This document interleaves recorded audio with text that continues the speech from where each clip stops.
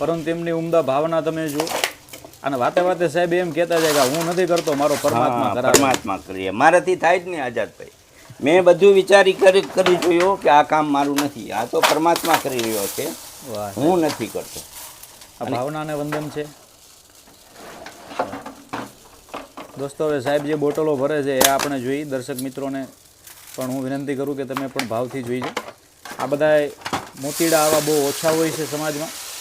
આપણા ઝાલાવાડનું ઝવેરાત છે, આપણા દેગામાં જાય તો આપે જો આવી રીતે ભરાય છે સતત.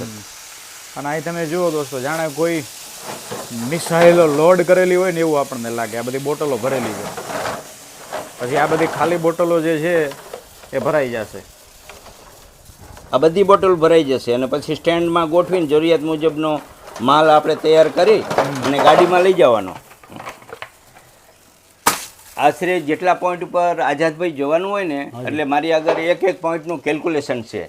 બરાબર, જે પોઈન્ટ છે 110 એનું મારી પાસે કેલ્ક્યુલેશન છે.